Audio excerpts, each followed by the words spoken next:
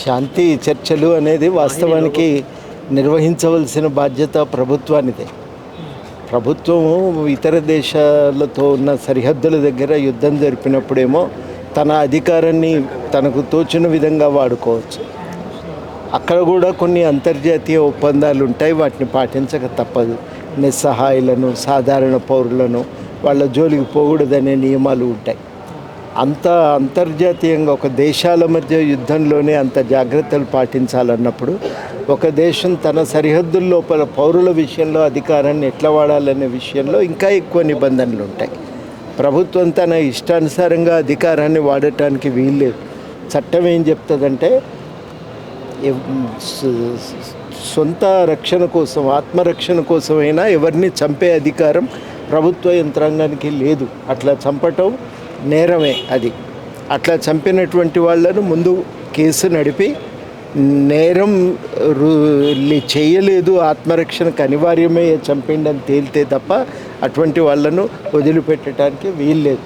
ఇంత స్పష్టంగా చట్టం చెప్తుండగా ఇవాళ మీదబడి కాల్చి చంపుతాము అని ప్రకటించటం ఇది చాలా అన్యాయం. ఇది రాజ్యాంగ వ్యతిరేకం, ఇది చట్ట వ్యతిరేకం. కాబట్టి తప్పనిసరిగా ప్రభుత్వం వాళ్ళు చర్చలు జరుపుతామని ప్రతిపక్షం అన్నప్పుడు, మాట్లాడుతాము అన్నీ శాంతియుతంగా పరిష్కరించుకుందామని అన్నప్పుడు ఆ బాటలో సాగవలసిన బాధ్యత ప్రభుత్వం మీద ఉంది. ఆ చట్టం విధించిన ఈ పరిమితులకు లోబడి, రాజ్యాంగ పరిధికి లోబడి ఇవాళ కేంద్ర ప్రభుత్వం అందుకనే ఈ చర్చలు జరపాలని, ఇవాళ ఆపరేషన్ కగార్ను తక్షణం ఆపి చర్చలు జరిపి శాంతియుతంగా సమస్యను పరిష్కరించాలని కోరుతున్నా. ఇటు నక్సలైట్లను డెవలప్మెంట్ ఆపుతున్న నక్సలైట్లు అంటే ఆదివాసుల డెవలప్మెంట్ ఆపుతున్న నక్సలైట్లు అందుకని ఎన్కౌంటర్ చేస్తున్నామని చెప్పి బీజేపీ పార్టీ. ఏది నువ్వు ఆదివాసులు అభివృద్ధిని ఆపుతారని మీకు అనిపించి చర్యలు తీసుకోవాల్సి వస్తే దేని ప్రకారం చర్యలు తీసుకుంటారు? ఇది ప్రశ్న కదా. ఈ ప్రశ్న ఏంటంటే భారత రాజ్యాంగం ప్రకారం, భారత చట్టాల ప్రకారమే చర్య తీసుకోవాలి కదా. ఇది పాకిస్తాన్తో అవుతున్న యుద్ధం కాదు కదా, భారత పౌరులతో జరుగుతున్నటువంటి ఘర్షణ. వాళ్ళ అభివృద్ధికి అడ్డం పడుతున్నారు, మేము ఆపాలనుకుంటున్నాం అంటే చట్టపరంగా, రాజకీయ పరంగా చర్యలు తీసుకోవాల్సిందే తప్ప ప్రభుత్వం తన ఇష్టానుసారంగా అధికారాన్ని ఉపయోగించే అవకాశం ప్రభుత్వానికి లేదు. ఇది ప్రభుత్వం గుర్తెరిగి వ్యవహరించాలి.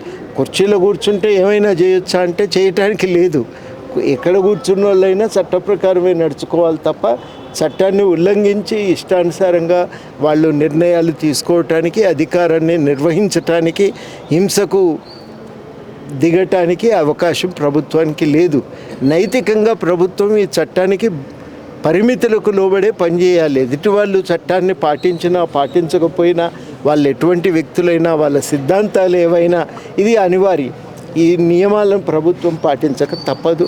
అందుకనే చర్చలు చేయవలసింది. రీసెంట్గా ములుగు జిల్లాలో కూడా ఎన్కౌంటర్ జరిగింది, సుమారు 20 మందికి పైగా చనిపోయారు. సో అప్పుడు కాంగ్రెస్ ప్రభుత్వం ఏమైనా కేంద్రం పైన ఒత్తిడి చేయడం కానీ, కాంగ్రెస్ ప్రభుత్వం ఏమైనా చర్యలు తీసుకుందా? మన రాష్ట్రంలో ఎవరి మీదైనా ఇప్పుడు రాష్ట్ర ప్రభుత్వం మన పరిధిలో, మన రాష్ట్ర సరిహద్దుల్లో జరిగినవి కావు, అవతల జరిగినవి ఏవైనా అది రాష్ట్ర ప్రభుత్వం తన బాధ్యతగా కేంద్రంతో కూడా ఒక మాట చెప్పాలని మనం అందరం అడుగుతూనే ఉన్నాం కదా. దానికి సూత్రరీత్యా ముఖ్యమంత్రి గారు కూడా శాంతియుతంగా ఇది ఒక సామాజిక సమస్య అని అంగీకరిస్తున్నాం, దాని పరిష్కారానికి ఆ విషయాన్ని దృష్టిలో పెట్టుకొని వ్యవహరించాలనే ప్రకటన కూడా చేసిండ్రు కాబట్టి ఘర్షణ ఇక్కడ లేదు. వాస్తవానికి సమస్య ఎక్కడుందంటే కేంద్ర ప్రభుత్వం, ఛత్తీస్గఢ్ ప్రభుత్వం ఈ విషయంలో ఒక నిర్ణయానికి రావాలి. అందుకని కేంద్ర ప్రభుత్వమే పూనుకొని చర్చలకు తోవను సాఫ్ చేయాలి. అంటే గతంలో పోలీసులను కూడా చంపినటువంటి మావోయిస్టులు అవి ఏదన్నా